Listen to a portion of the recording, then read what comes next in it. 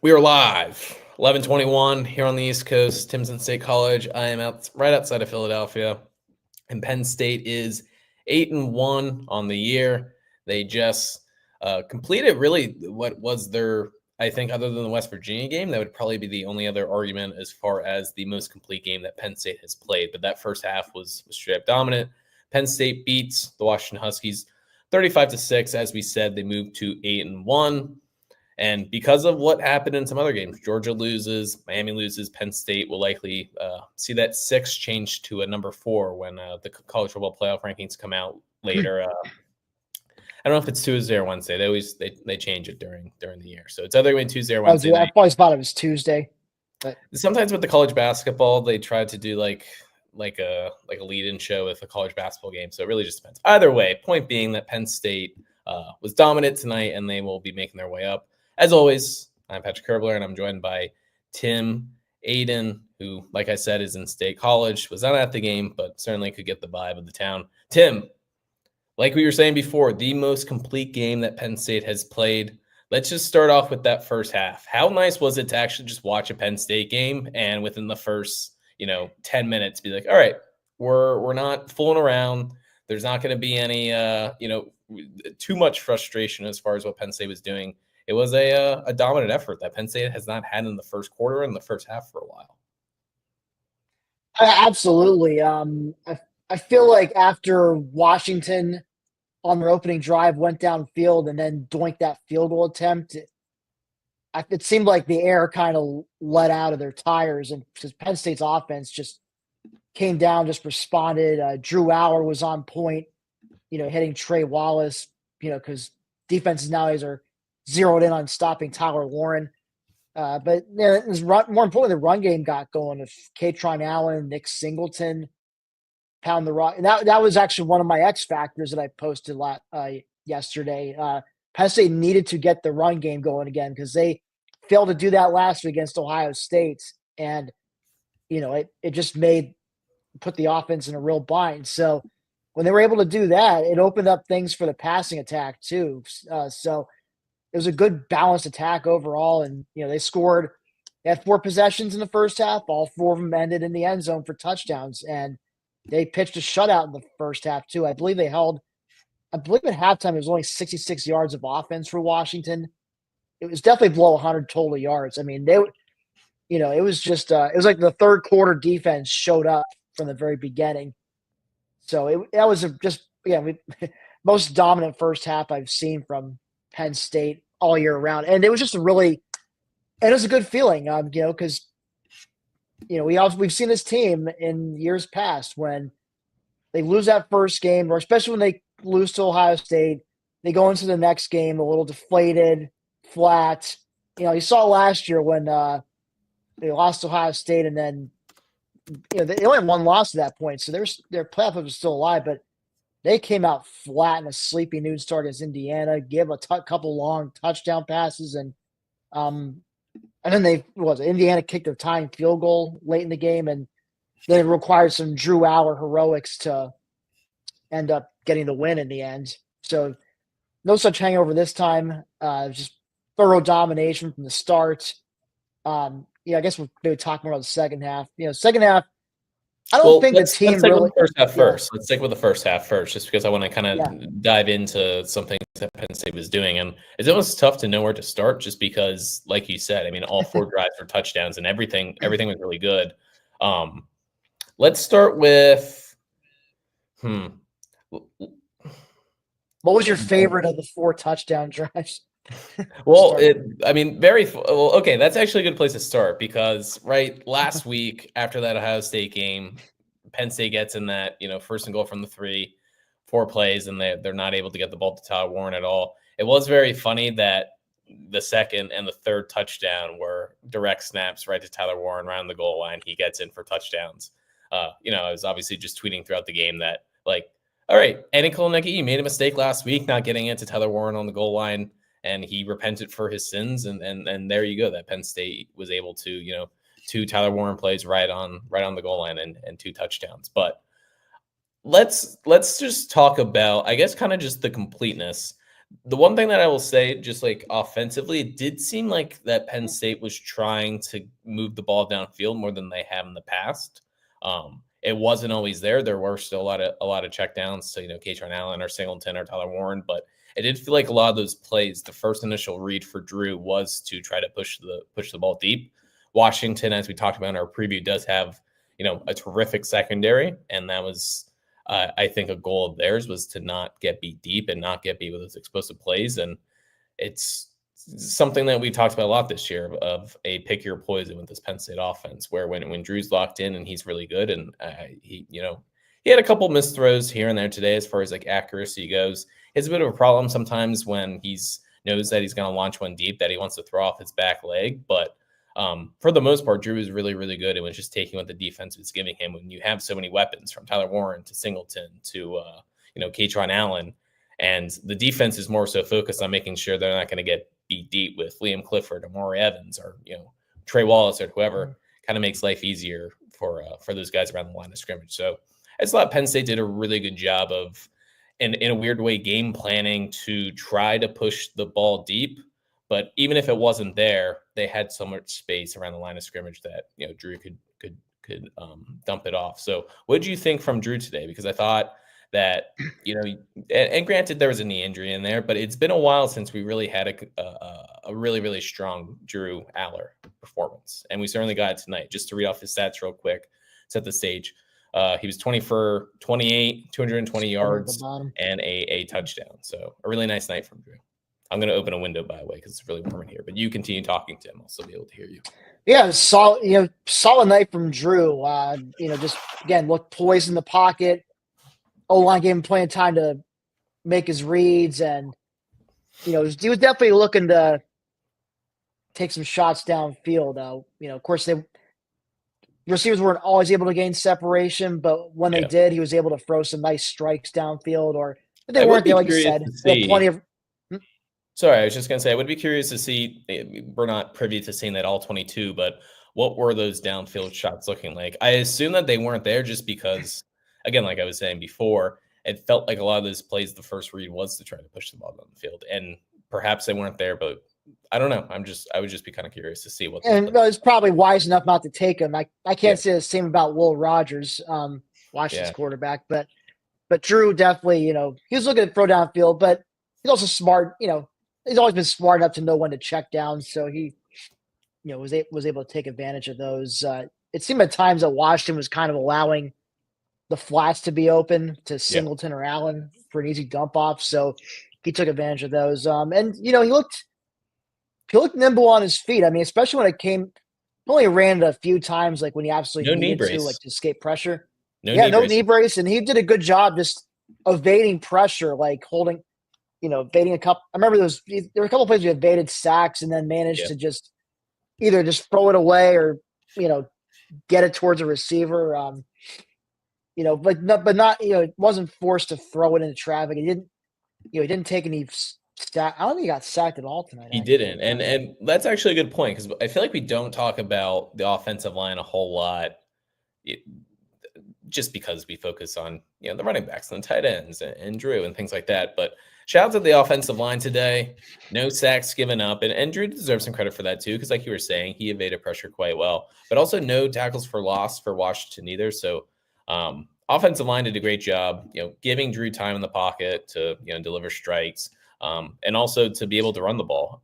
Granted, this rushing average was greatly helped by Corey Smith's 78-yard run, and we'll talk more about Corey Smith a little bit later. But overall, I mean, by the way, longest run of the year from a running back. So and future looks bright for Penn State. So we'll talk more about Smith in a little bit. But all in all, right, Penn State was able to run the ball today, and that's Katron Allen, that's Nick Singleton, but that's also the offensive line too. So good to see them get back on track as well. Let's talk about Trey Wallace a little bit, because specifically in that first half, he had quite a bit of catches. I know for the game, he had five catches for 84 yards. I want to say at least 3, if not 4 of those catches were in the first half. So it was nice to get Trey going. What did you see from the pass catchers? So you can talk about Tyler Warren as well, that made you excited tonight. Well, obviously, Trey Wallace being able to get some separation, get open. make some tough catches. Yeah. Tight windows tonight. That was encouraging to see. After being near, he had a couple of catches last week, but he also had that unfortunate, what should have been a touchdown catch, which became an interception. Not to delve back into that, but it was a nice redeemable performance. I wish he had been able to tack on a touchdown with that performance, but it's still, he was a leading receiver of 84 total yards. So We did get a good Julian on Fleming him. touchdown though. So I was about to say, shout out or Julian Fleming. Finally gets his first touchdown in a Penn State uniform. 1 week So too good late on in you, my mind. Julian. Yeah, a week too late, exactly. But he caught 2 passes, 19 yards, including a 11-yard touchdown. Liam Clifford had a catch as well, I think in the second half. So those are your receivers for the day. So definitely better, much better from last week. And hopefully they can keep this going, with against Purdue, Minnesota, Maryland down the road. I think next week should be another good opportunity for Drew to cook those receivers. Of course, Tyler Warren, can't talk about receiver. I'll just give a shout out to Tyler Warren. 8 catches, 75 yards. Also had 2 rushing touchdowns. They utilized him in the Wildcat package of the goal line a week too late, in my opinion. Yeah. But And we almost it was saw good him. to I see. mean, sorry, I was just gonna say on that Warren play in the second half, one of the times they took the direct snap where he wasn't on the goal line and had Katron Allen, that if he lofts that ball a little bit, that Colt McCoy said that he would still be running. I don't know if Katron has the speed to really turn that into a touchdown, but I don't know if he would have certainly turned into a touchdown, but it would have been a big gain. certainly would have been a bigger play. But obviously, But that is a. Sorry, go ahead, Tim.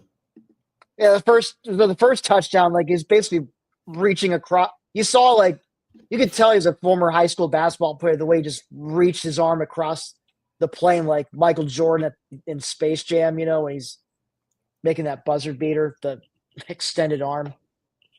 Definitely. So, I mean, the thing with Tyler Warren that's so underrated, because this is almost like a video game type player with how they're able to line him up, whether it's in the backfield, whether it's as a tight end, as a wide receiver, as a quarterback.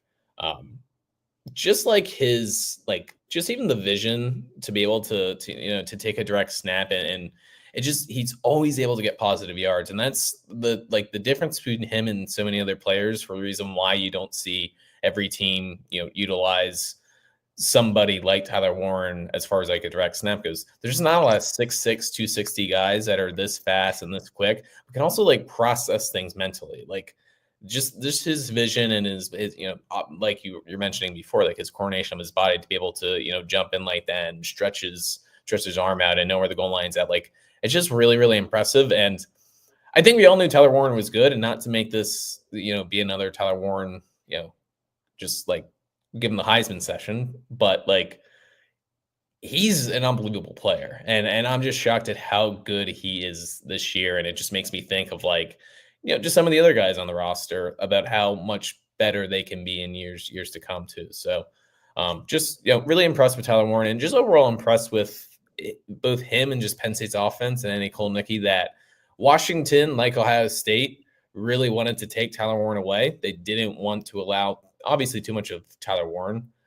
If it was a play in the flat here or there, they were okay to give him a couple yards wherever it may be. But to get him the ball 8 times as far as pass catching situations, 8 receptions for 75 yards, just really nice job. Just really nice job after last week, where there, I think there was some frustration with Ohio State taking him away a little bit more than Penn State would have hoped for. So really good signs there. Let's talk about the defense a little bit, and in particular, let's talk about Abdul Carter, who had just a dominant day.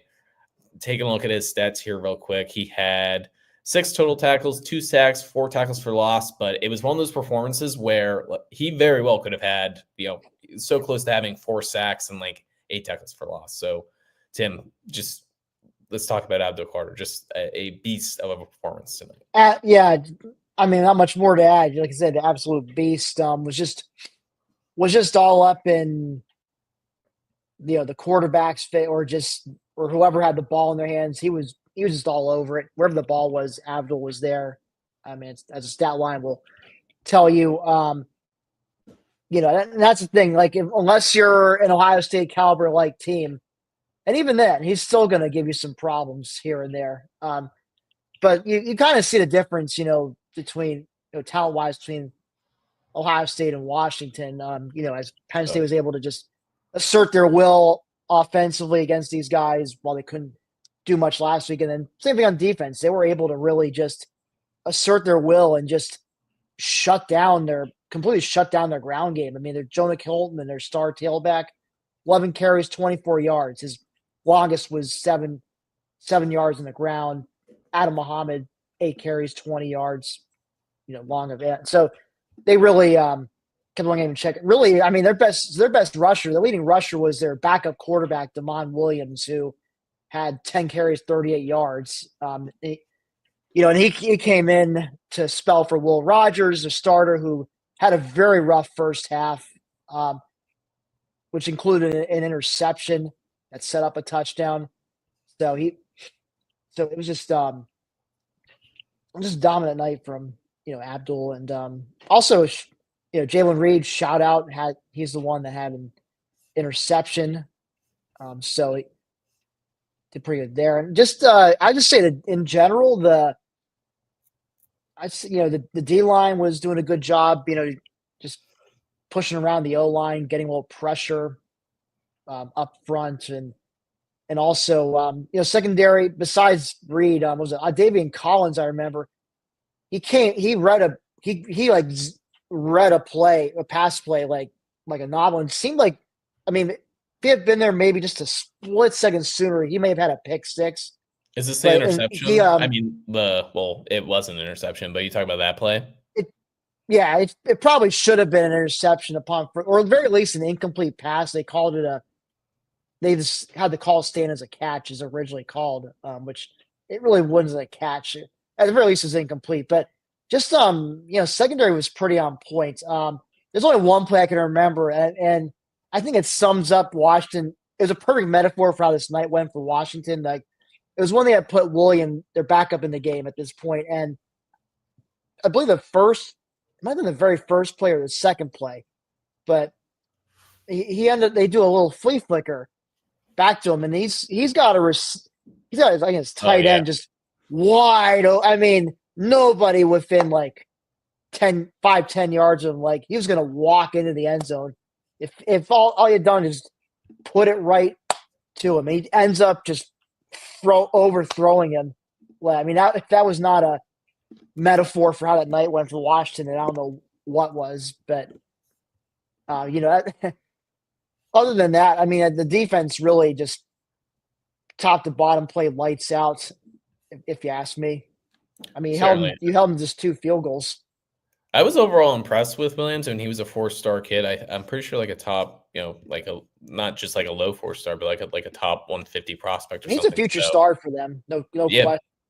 Obviously super athletic. I mean, he was running away from Zion Tracy, which, if you know anything about Zion Tracy, he's the thing that he lacks is not speed. So yeah, super impressive athlete. Other than that, you mentioned the flea flicker throw, which he wasn't quite able to complete, but even impressed with his arm in general. So yeah, even beyond this season, I think Washington has a good He's only a true freshman. He'll get better. I'm sure he'll be their starter next year. I'm assuming Rodgers is done after this year. So yeah. Can I give you my take on replays, by the way? Like, let's hear it. We were talking about the Collins, how on the field it's called a catch, it goes to replay, and it very much shows that it's like, okay, this is, even conservatively, because I understand that as Penn State fans we can be biased, and I try to do my best not to be biased about stuff like that, but right, even as Penn State fans, I think we conservatively say that it is more likely to be an interception for Collins than it is a catch for, I think it was Dallas Jackson for Washington, right? Mm-hmm. If we're going to take 5 minutes and we're going to look at this replay, why do we not just go with what looks more likely on replay? Like, I understand the whole idea of, like, the ref sees on the field, like, kind of give them the benefit of the doubt. I'm not even like a big anti-ref guy, but very clearly, like, refs know that if anything's close, it's going to go to replay anyway, and they're just kind of making the call that kind of flows more with the game.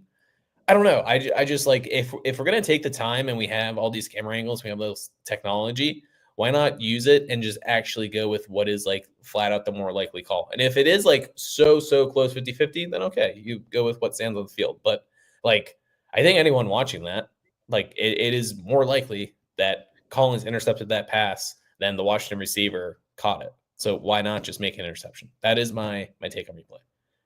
And keep in mind, I kind of hate replay. I would almost rather they just not have it. I'm on for the old days, minus the 2002 Michigan game. But we don't have to talk about that. Anyway, moving on. So yeah, replays are part of all sports nowadays, so there's no going back with that. No, unfortunately. Abdul Carter, great. It is funny to think there was a time that people were, telling me specifically, because I like thinking of myself as the conductor of the Abdul Carter should be a defensive end train, that he should be moved back to linebacker, because look at this. This guy should be rushing the passer every single down. And yeah, there were some road bumps earlier in the season, but he certainly has adapted to the role of having his hand in the dirt and coming from off the edge. So just really nice stuff. We did have an offsides. It wasn't on Abdul, but we did have an offsides earlier tonight, like per usual. I didn't talk about this. Sorry, I'm just rambling on now. But at the games, when Penn State's defense is like, what, there's a TV timeout or something, they hold up signs. The staffers hold up signs that say DJO, and I would assume that DJO, unless I don't jump off sides. Yeah, I think it stands for jump. I was trying to figure it out during the Ohio State game. They apparently don't listen to the signs either, because they jumped off sides against Ohio State. They jumped off sides tonight. So maybe next week against Purdue we'll get no sides. But no, like you were saying before, just to jump back to the defense, a dominant effort and a complete effort. And I think that should be like the main takeaway, hopefully, from like a national perspective when it comes to like the national media, like what they're talking about with this Penn State team. It's that from, Drew Aller to the running backs to the even better wide receiver play tonight, to Tyler Warren, to the offensive line, defensive line, even linebacker play. Kobe King played really, really well, to the secondary. Like, this is maybe there's not like one flat out like super elite position or unit, but it is a complete football team with really not that many holes, and that's going to be really tough to beat when it comes to knock on wood, but the playoffs. So Tim, slower second half. We can kind of talk more about the second half as well.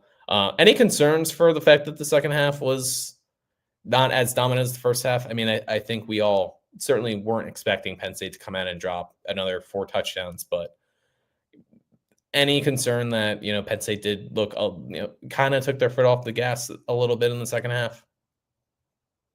Yeah, before I answer that, I just want to address Michael's comment here. Thank you for watching, Michael. Yeah, for anyone's complaining about last week, well, where was the Warren over the top play? OSU's D is much better. Yeah, I mean, yes, it's a lot better, but to not even have tried it last week was inexcusable. And maybe they didn't have to have him rocket launch himself, like he did tonight, but maybe could have had him throw out of that formation. But again, I'm, don't mean to rehash last week, but I still think they should have utilized that. But anyway, back to what you were asking, Pat. Concerns about the second half forms. To be frank, if referees don't call a ticky-tack holding penalty on what should have been a touchdown on the opening kickoff for Nick Singleton, I think it's a moot point. I think we're talking about something like a 49-3 type of beatdown at that point. But yeah, what was it? So they called back what should have been a touchdown for Singleton on the kickoff return. And then you have sort of you have like a fluky fumble with Warren after he catches for a first down. Really, upon replay, it feels like it could have been reversed to an incompletion. And the thing that infuriates me about this is that last week against Ohio State, Quinshon Judkins are running catches, clearly it's moving forward, like making a football move, without the ball out, recover for – no, they're calling it an incomplete pass. Like, there's just no consistency with this stuff. So, of course, they fumbled that. Yeah. I will say last week I thought that was definitely not a catch, like even watching in person. And then when I watched on the TV, I was like, yeah, that's I don't know whether we write the letter of the law, and that's kind of where football's stupid with their rules as far as like, what is a catch, what isn't a catch. Like you have to make a football move. It's like that's not even a real thing. A football move. That's such a it's open for interpretation. But I at least thought that Junkins wasn't a catch. If Junkins isn't a catch, I don't know how Warren is. If that's considered a catch either. So like you're saying, it's just lack of consistency. That's frustrating. But it's because the explanation is just open for interpretation upon what is a catch, what isn't a catch, right? So yeah, and then they draw. Well, then that's when Washington, takes advantage, kicks a field goal, which frankly I think, I get you're trying to just get points, but you're down 28. You got 4th and goal, like around the 6. I mean, what do you have to lose at that point going for it? It's kind of it's a little bit like you're just playing not to get embarrassed or so. So anyway, so Penn State goes back down. They drive down the field this time, but then Ryan Barker uncharacteristically misses a field goal. It was his first miss of the year after being a perfect 8 for 8.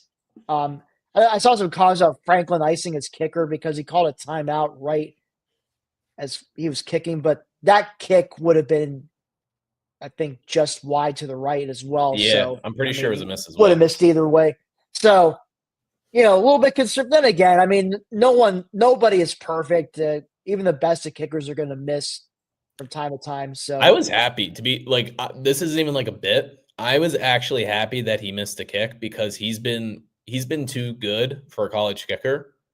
We kind of needed him to. We needed him to miss a kick. Ryan, you know what? We've been barking for Barker too much. I didn't need to bark in a non-pressure situation too. Yeah. Like just miss a field goal, and technically, honestly, like you said before, Franklin kind of iced him. So he got 2 misses out. When you really think about it, he got that first one, then he missed the ice kick as well. So that's a way to that's quite a look in the silver linings there. I like it, Pat. Everybody complaining about, James Franklin is his kicker. Yeah, James Franklin is playing chess out here. You guys are playing checkers, losers. So 40 chess, man. That's take that. So there's a little that third quarter was, I felt like after that penalty, stupid holding penalty that negated the kickoff for touchdown. I felt like it kind of things felt a little bit deflated after that. So just felt like spent the whole third quarter just finding their groove again. But they had no such touchdown a big given up push in the third quarter yet for the Penn State defense. No, still that streak is still alive. And then eventually fourth quarter they were able to get things going again on the ground, just able to salt the game away. Katron Allen scored the last touchdown. They do a little kick open the door, slam the door shut celebration. So I always enjoy that celebration that they do. So that was nice. And then, of course, we got to see Corey Smith break off that 78-yard run, which unfortunately did not quite make it to the house. But that was I wasn't too concerned. I mean, it would have been silly to expect them to continue to be perfect and finish every single drive in the end zone or finish every single drive of points. They did an overall solid job. So, I mean, as long as they had like one near perfect complete half of football, that was more than enough to comfortably win this game. And if they can do that, these final 3 games, I mean, they should win those without much trouble either.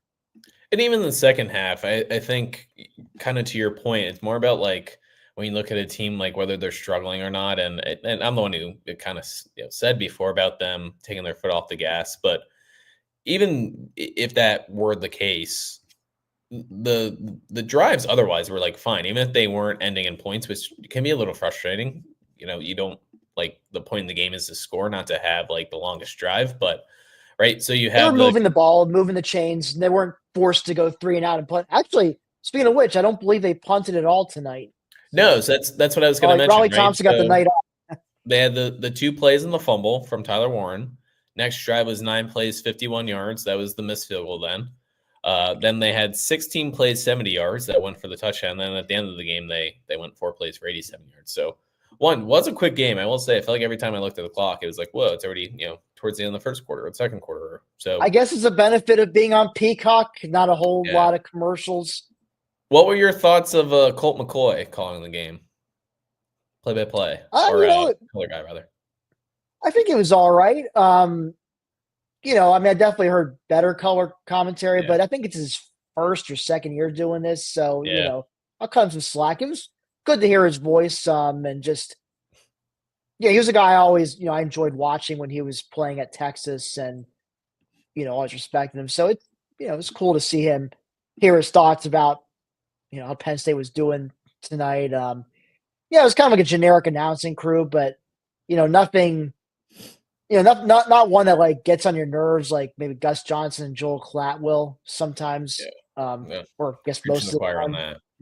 that. So No, I noticed on Twitter a lot of people were complaining about Cole McCoy, especially at the beginning of the game, which he did have like a rough kind of talked like stumbled as he was talking, but I thought he was fine as the game went on. Like you said, like he wasn't like insufferable or like anything like that or annoying. Even no, if he's not exactly like pointing out, he's not like calling plays out way ahead of advance. Like okay, that's fine. But I mean it's uh, not Tony Romoing like this is going to be a draw run play to the left, Jim. Or yeah, we don't nothing need all that. happens. But yeah, so once again, like we were saying, that second half, certainly a little slow, but you go up 28-0, and then kind of like you said before with that Singleton, the touchdown, the kickoff return for a touchdown, that gets called back, and I can understand why that would be, a little deflating. Then you have the fumble, so kind of just some frustrating things.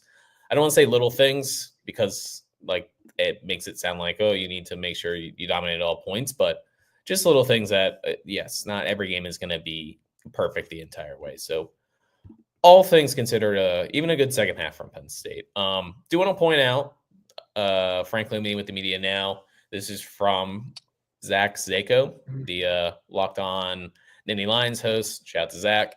He tweeted, Penn State running back Nicholas Singleton missed a good portion of the night. He was not seen on the sideline after he exited the game versus Washington. Franklin said, as you know, I don't get into those types of things. So that was Franklin's quote on Singleton. Not too much of a surprise, but I think everyone kind of noticed that Singleton didn't come back in the game. He was in the drive after the kickoff. Obviously, he was gassed after the kickoff. Came in the drive after. He played the first down, had a 9-yard carry.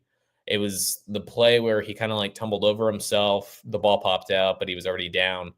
TV shows him running off the field. It wasn't like no like obvious limps or anything like that, but he walked off the field, showed him going over to Jawan Sider. So like nothing out of the usual, and just never came back in. And people originally, especially reports at the game, picked up that he was on the sidelines either. So don't know what's happening. Franklin, as Zach tweeted out, Franklin was not going to address what that was.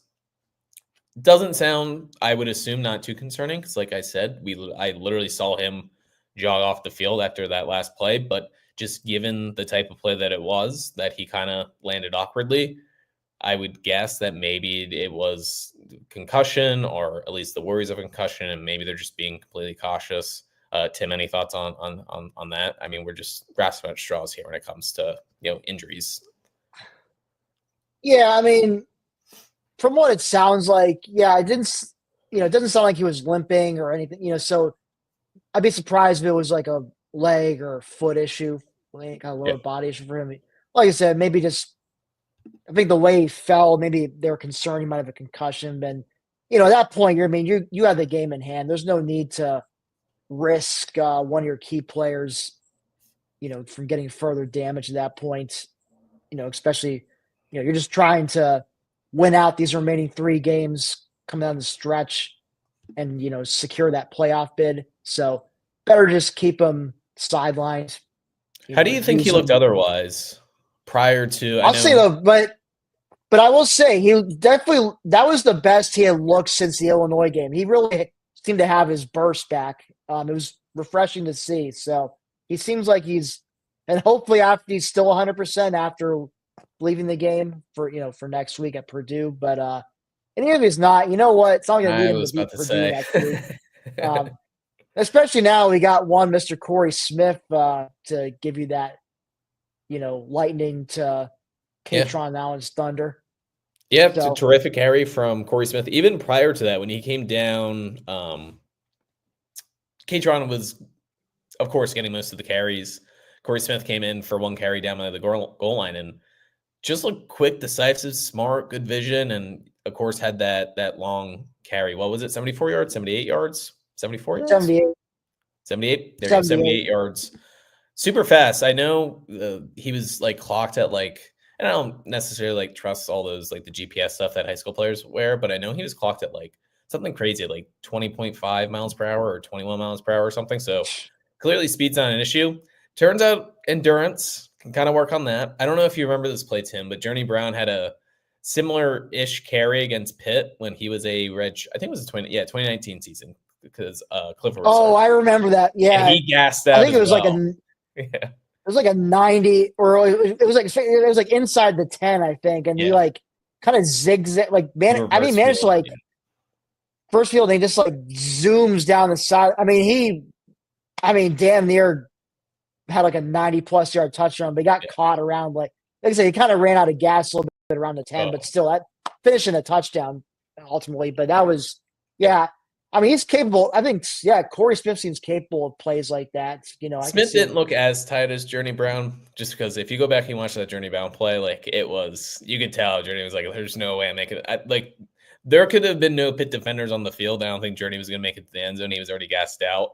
Smith didn't look that bad, but yeah, just still looked super explosive and even beyond those plays, like I was saying before. I'm excited to see how he looks next year when he gets a full off season in the strength conditioning programs. I believe he was a summer enrollee this year. I don't think he was. Can't remember. I don't believe he enrolled in the winter, so he's not. So this off season will be his first one in the strength conditioning program there. So I think you give him a full off season to bulk up a little and hopefully maintain his speed, that added weight. He could be a real force next year. And not to talk too much about next season, we'll see what Singleton and Katron do. They'll have decisions about the NFL, but it's kind of nice that Penn State, as we saw, signed Corey Smith this last class and also has a borderline 5-star. I think it was a 5-star on some sites, and Quentin Martin at running back as well, who's been dealing some injuries lately. I believe he was back on the practice field. I think he's available for tonight, though.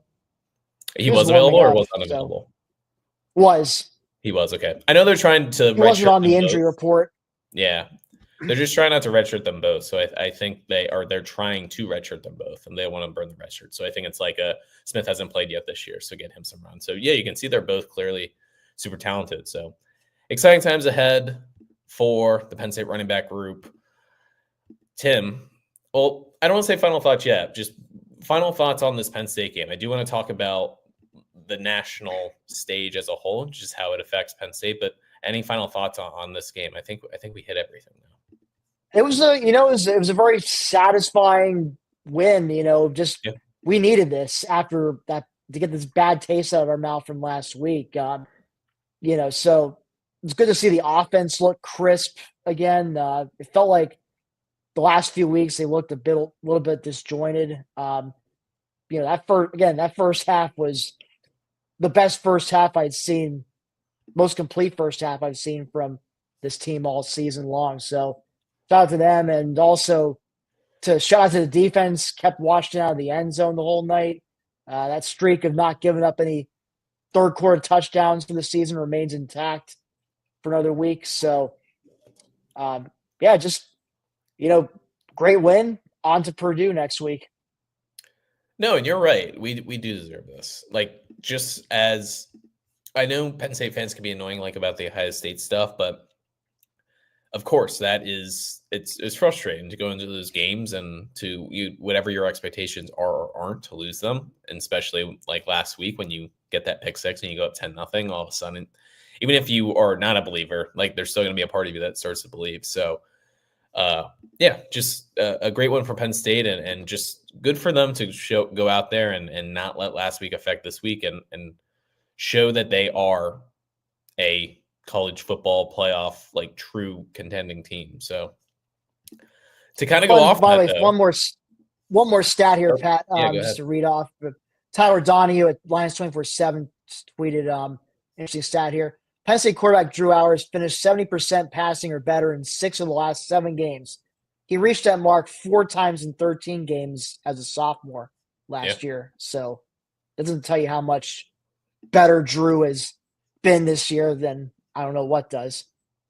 Yeah, just making super good decisions. So yeah, even if the the interceptions are up and the touchdowns are down, but just an overall, how he's commanding the offense. I think clearly anyone that watched last year is watching this year can see how much Drew has improved. But anyway, getting to the national scene, one of the things we talk about with Penn State is okay, they can't get over that Ohio State hump, but they otherwise have been, knock on wood, taking care of business against the teams that they should have, like we see tonight. I mean, you predicted 28-17 for this game. I predicted 24-17. And I don't know about you. I mean, we were even saying, or I guess I was saying on the pregame show, like, I'm not giving this team the benefit of the doubt. Like, they should beat Washington by more than 13.5. I'm certainly not going to give them the benefit of the doubt. So just I great wasn't for them. either with my prediction. Yeah. So great for them to come out and show that, just because you look at this national scene. Number 4 Miami goes into Georgia Tech. That was a 5-4 Georgia Tech team, and they lose 28-23. Number 3 Georgia, they had a big game. They go to Ole Miss, number 16 Ole Miss. That was 7-2, and they get they got dominated. To be quite honest with you, they ended up winning. Or Ole Miss won 28-10. But if you watch that whole game, Georgia was, I don't want to say gifted their first touchdown, but it was an interception on Jackson Dart got hurt, and Georgia was able to intercept the ball, and that was their only touchdown drive. So it was with a short field. So other than that, I mean, Georgia just got flat out dominated. How does this impact Penn State? At least for the immediate, Georgia was number 3, Miami was number 4. So there's a very good chance that Penn State's going to move up to that number 4 position on, like we were mentioning before to start the show, whenever the college football ranking is. So just looking big Very picture. likely, yeah. Yeah, just looking big picture, it's frustrating. I keep saying it's frustrating to lose to Ohio State, but Penn State's 8-1. They're going to be ranked number 4, and it's going to be basically into the middle of November. So we have things very, very, very, very good. So when you are idiots at the game and you're chanting "Fire Franklin" and stupid idiot things like that, like just be aware. We can get angry. Like I'm completely like, if you're not going to beat Ohio State, you better win these games. But until you give me a reason not to, let's not be stupid idiots about that. Let's see the forest through the trees, because Penn State has things pretty good right now. And not only are they basically, you win out, are you set for a college football playoff berth, but you are almost assuredly going to be hosting a college football playoff game. And there's a chance that you can potentially sneak up into that 6th seed. So we'll see. Well, I'll tell you what, Pat. If they're going to be, so I assume Texas will move to number 3, and then Penn State will be 4. So Penn State's projected 4th. So I mean, we'll assume they're not going to play in the Big Ten title game. It'll be Oregon, Ohio State. Yeah. So basically, the bracket projection would probably put them in 5th in hosting Boise State. Well, so here's the thing.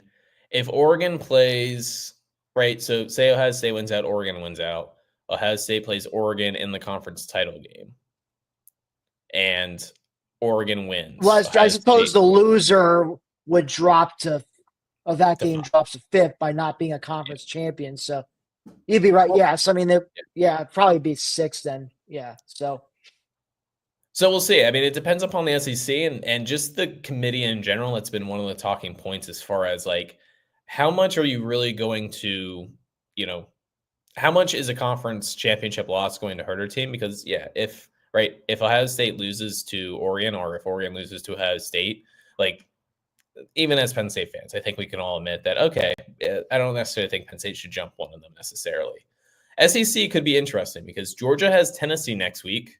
If Georgia beats Tennessee, who is currently a 1-loss SEC team, Tennessee would have 2 losses, Georgia would have 2 losses, Ole Miss would have 2 losses, Alabama would have 2 losses, Texas A&M has 2 losses. The only 1-loss SEC team left is Texas. Texas has to go to Texas A&M on the last weekend of the year, which, Tim, I know you're a college football historian like myself. Like, maybe one of the most underrated rivalries in all of college football being renewed, and it potentially being Texas A&M. So glad to see that one back after such a long hiatus. So there's a chance that, at the very least, there's a very good chance that the one of the teams in the SEC championship game will have 2 losses, and there's a absolutely chance that there's 2 teams that are going to be in the SEC championship game with 2 losses. Which at that point, even if you make the SEC title game and you have 3 losses, is that 3-loss team going to be above or below an 11-1 Penn State team? I don't know, and I mean we'll just have to see what the committee says. But that's why that 6th seed is now kind of in play because of this Georgia loss. So we'll talk more about that. I plan on doing another live stream for the rankings this week, so we can talk more on that as we see the rankings. But just was like a nice refresher day. I mean, you were kind of saying before about how, like, as Penn State fans, we deserve this, but just as college football fans as a whole, like this type of day where you get the madness of Georgia losing and Miami losing, it's fun. So exciting times for college football. Absolutely. Again, just of course, all predicated on Penn State winning out. So the whole 1-0 mentality comes into play, and not that I'm worried about losing to Purdue, but that a Minnesota game to me still looms large. I know we'll get more into it when we get to Minnesota week. But I feel like that's the biggest remaining hurdle. Maryland at home, I mean, let's be real. As long as James Franklin's head coach at Penn State, they will not be overlooking Maryland. And especially if they won't be doing so when it's the last game of the year. And they may very well need that win to solidify their home playoff game. So even Minnesota, I mean, I do. Things Sorry, I was just going to say Minnesota lost to Rutgers today. Now, granted, it was at Rutgers, and I think for everyone saying that this Minnesota game is going to be tough, it wasn't so much about Minnesota necessarily being that good of a team, but more about just how Penn State's looked. Yeah, well, a little bit how Penn State's looked going. Yeah, and just the weirdness of going to Minnesota. Like, if you think about, I don't want to say the toughest places to play because Minnesota is certainly not a tough place to play, but just like it's just a weird road trip. Penn State doesn't play there all that often. I mean, the last time they played there, they lost. It's late November, so who knows what the weather's going to be like at that point. What was the last time I'm looking at this. Sorry, what was the last time Penn State won in Minnesota? Was it that would be 20? Yeah, it was 2010. That's when Matt McGloin, came in as the backup, and think first or second play action goes deep, throws a touchdown pass. The legend of McGloin was born on that day. The electric kid from the Electric City. Yes, sir. So I was looking at Minnesota's schedule real quick. They actually have a bye next week before they play Penn State, so they get 2 weeks to prepare for Penn State. But of course, we've seen having an extra week doesn't necessarily mean you're going to come out looking great or all that, but maybe at least get a couple weeks to get ready for Penn State. So Penn State better be ready for that one. Yeah, but no, I mean, if you're Penn State to go on the road to Purdue, to go to what is a 6-4 Minnesota team, and then to wrap up with a very mediocre Maryland team, I think even calling them mediocre would be kind of kind. You really can't ask for much more. I mean, the stage is set, so we'll see what goes down. Well, it's like our, as our former colleague Marty Leaf said in the Slack channel, if they lose to anyone besides Ohio State at this point, they have no one but themselves to blame. Yeah, no, certainly is the case. But at least tonight, just a great game, great effort, and hopefully a sign of things to come that Penn State can kind of get back on track, because like we've been saying, just that first half was the most dominant that they looked against a real opponent. No offense to Kent State, but Kent State was obviously its own little thing. So hopefully more of that to come. So Tim, any final thoughts before we sign off? Again, just much needed, very satisfying win. Feeling better about the prospects these last few games, especially the one at Minnesota, which prior to tonight I think was worrying me, because it was more so about how Penn State had been looking more than Minnesota looking improved. So overall I'm feeling good.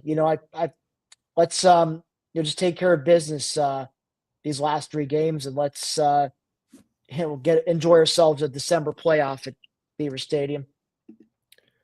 Absolutely. Make sure you are subscribing to the channel. We currently have 124 subscribers. So if you're watching this on YouTube, which means that you should be subscribing. So make sure you hit that subscribe button. Make sure you're reading our stuff at blackshoediaries.com as well. Make sure you're following on Twitter at BSD Tweet. And yeah, we will be back next week. Like I said, I'll be live streaming for sure the rankings whenever they get released. And we will also be back to preview the Purdue game on Wednesday night. So we will see you then.